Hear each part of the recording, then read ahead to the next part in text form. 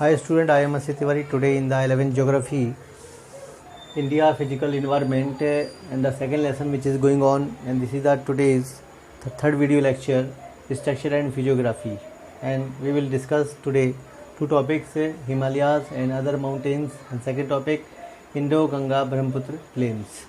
So let's we see the important things, important features in these two topics.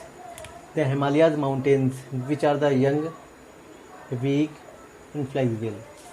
So student, that is very important things to understand why the Himalayas are called the young mountain, because Himalayas were the fold mountain.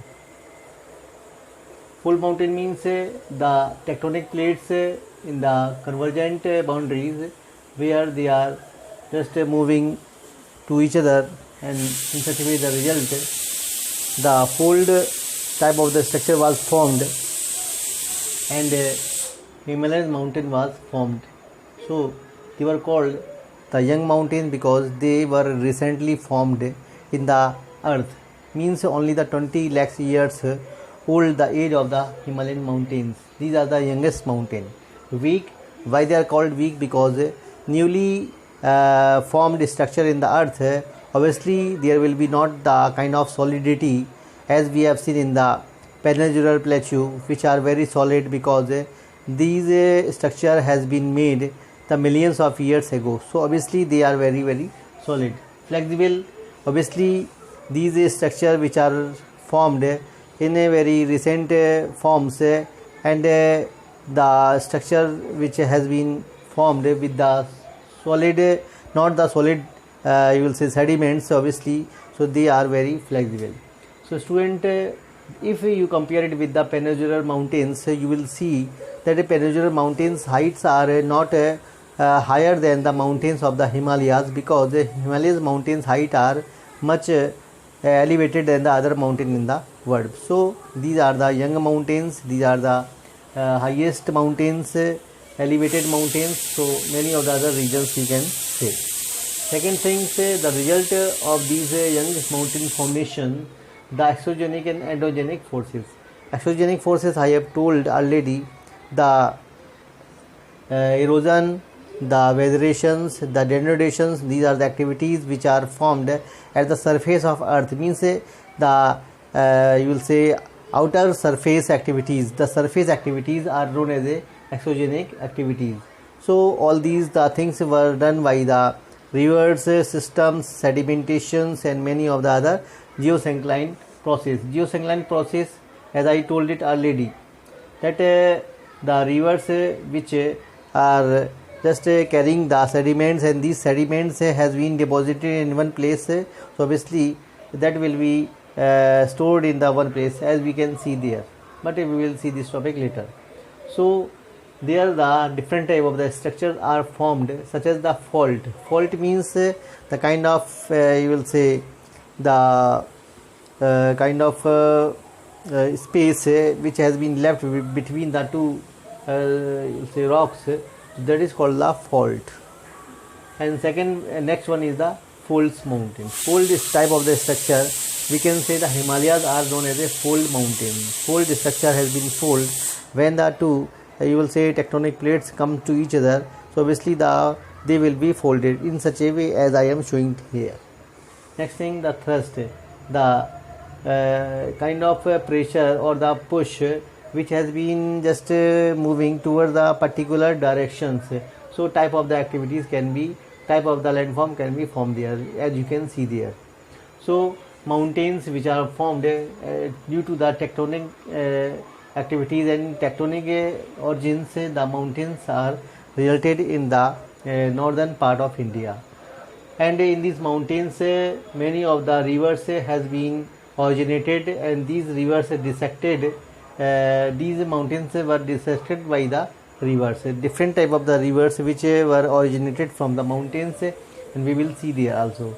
So in the youthful conditions, youthful stage, the rivers has been seen in the mountains only. So obviously they form the different type of the, you will say, shape or the landforms in the earth, such as the V-shaped valley, the George, and various other kind of the structure they formed in the earth. So student, this is the second topic, Indo-Ganga Brahmaputra plains. Indo-Ganga Brahmaputra plains is the result of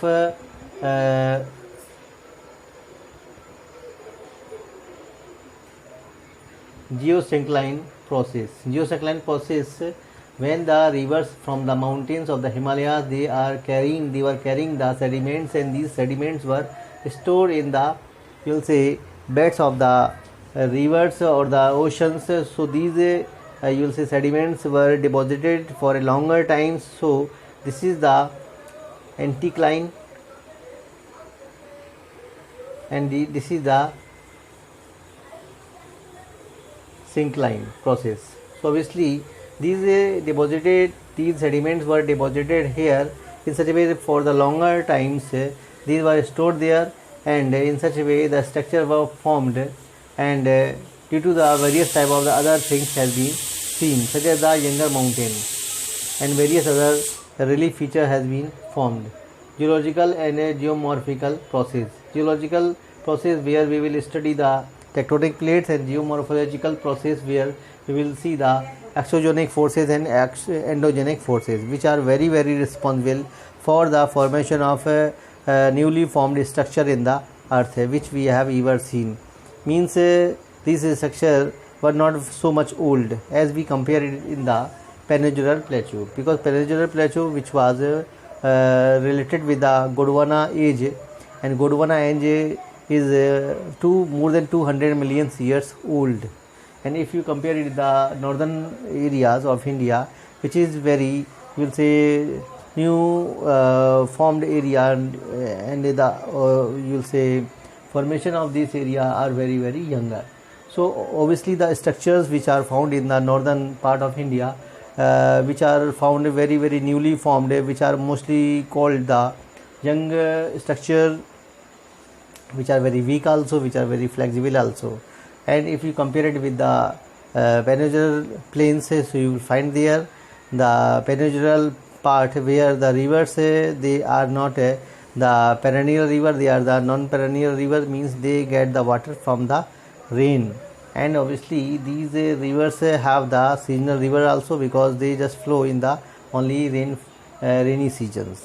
And Indo-Ganga Brahmaputra plain, which are very important, and they also very important for the northern plains, because they had made the basins and deltas in this northern part of India, and they made the northern part is very you will say fertile, and which are very you will say affected for the demography, for the settlement, for the you will say occupations and various other activities. So these structures are very important. So hope student you understood these topics in very careful way. Thank you to watch me, thank you to listen me.